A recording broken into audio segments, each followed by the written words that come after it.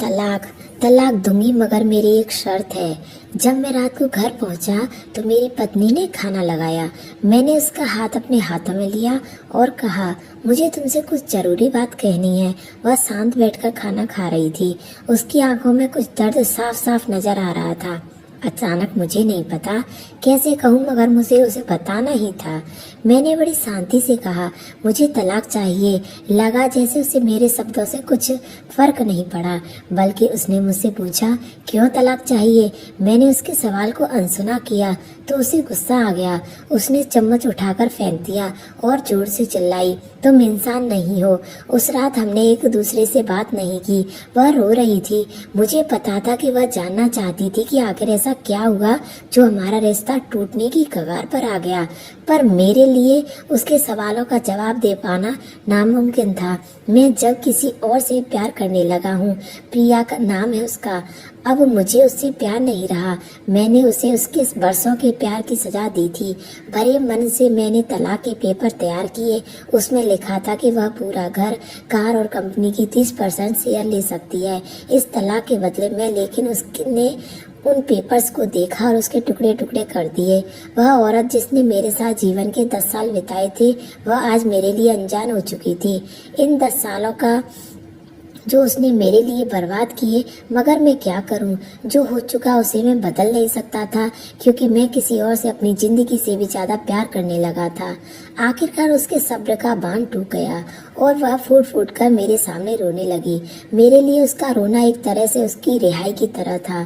तलाक की यह बात जो कई दिनों से मुझे परेशान कर रही थी, अब बिल्कुल साफ हो चुकी थी। अगले दिन मैं घर काफी लेट आया। मैंने देखा कि वे टेबल पर बैठकर कुछ लिख रही थी।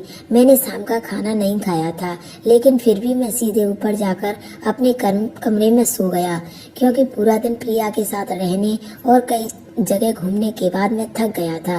वह शायद रात को उसी टेबल पर लिखते लिखते सो गई। सुबह उसने तलाक देने की शर्तें बताई। वह मुझसे कुछ भी लेना नहीं चाहती थी। उसे सिर्फ तलाक से पहले 1 महीने का समय चाहिए था। उसने आग्रह किया कि 1 महीने में हम दोनों वही पुराना वाला जीवन जिएं जितना संभव हो सके, क्योंकि आने वाले महीने में हमारे बेटे की परीक्षा है।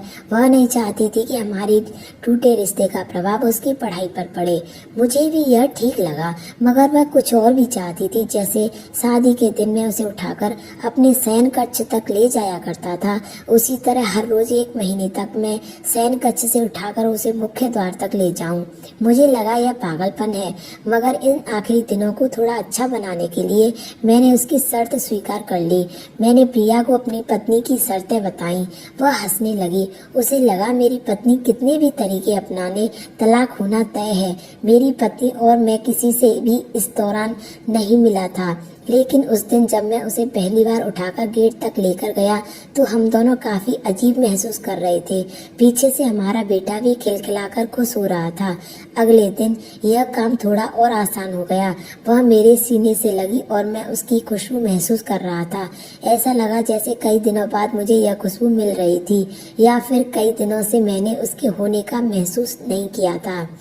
पहले जितना उसमें वह कसाव नहीं था और चेहरे पर कुछ हल्की झुर्रियां नजर आ रही थी और बाल भी सफेद होने लगे थे। यह वही औरत थी जिसने अपने जीवन के 10 साल मुझे समर्पित किए थे। चौथे दिन जब मैंने उसे उठाया तो वह पुरानी रोमांच लौट आने लगी थी। 5वां 6वां दिन वह पुराना प्यार फिर जागने लगा।